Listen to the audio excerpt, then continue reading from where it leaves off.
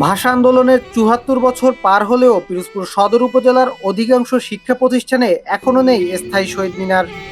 ফলে শিক্ষার্থীরা মহান শহীদ দিবস ও আন্তর্জাতিক মাতৃভাষা দিবসে শ্রদ্ধা জানানোর সুযোগ থেকে বঞ্চিত হচ্ছেন। উপজেলা মাধ্যমিক শিক্ষা অফিস জানান, ৩৮টি মাধ্যমিক বিদ্যালয়ের মধ্যে ২৩টিতে নির্মিত হয়েছে শহীদ মিনার। প্রাথমিক স্কুল, কলেজ ও মাদ্রাসার অধিকাংশতেই নেই স্থায়ী স্মৃতিস্তম্ভ। এই পরিস্থিতিতে শিক্ষার্থীদের মধ্যে হতাশা সৃষ্টি করছে। ১৯৫২ সাল থেকেই, অর্থাৎ ১৯৫২ সালে যে ভাষা আন্দোলন হয়েছিল, সেইখানে যে রফিক, শফিক, সালাম, বরকত এরা যে শহীদ হয়েছে, তাদেরকে যথাযথ শ্রদ্ধা দেওয়ার জন্যই আমাদের এই বাংলাদেশে শহীদ মিনার প্রতিষ্ঠা করা হয়েছে।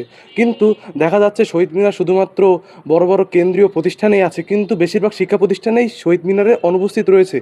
শহীদ মিনারে আমার চাওয়া যে আমাদের স্কুলে যেন একটা শহীদ মিনার হয় এবং আমরা যেন সেইখানে যেয়ে শহীদদের স্মরণ করতে পারি। ভাষা শহীদদের প্রতি শ্রদ্ধা জানানোর জন্য আমরা যদি প্রতিটি স্কুল ক্যাম্পাসে শহীদ মিনার পাই, তাহলে আমরা তাদের সম্পর্কে আরো ভালোভাবে জানতে পারবো এবং ভবিষ্যতে তাদের প্রতি শ্রদ্ধা জানাতে পারবো। শহীদের ভাষা আন্দোলনের ইতিহাসগুলো আমাদের শিক্ষার্থীরা আরো ভালোভাবে জানতে পারবে। তাহলে সত্যিই দুঃখজনক যে আমাদের এত বড় একটা প্রতিষ্ঠান, জেলা শহরের এবং ঐতিহ্যবাহী প্রতিষ্ঠান, কিন্তু করিমুন্নেছা বালিকা মাধ্যমিক বিদ্যালয়ের মতো একটা প্রতিষ্ঠানে শহীদ মিনার থাকাটা জরুরি ছিল। এটা আমাদের ত্রুটি, বিগত দিনে যেটা হয়ে গেছে আমরা প্রশাসনের দৃষ্টি আকর্ষণ করছি এবং তারা আশ্বস্ত করছে। বেশ কিছু শিক্ষা প্রতিষ্ঠানে এখনো শহীদ মিনার নির্মিত হয়নি।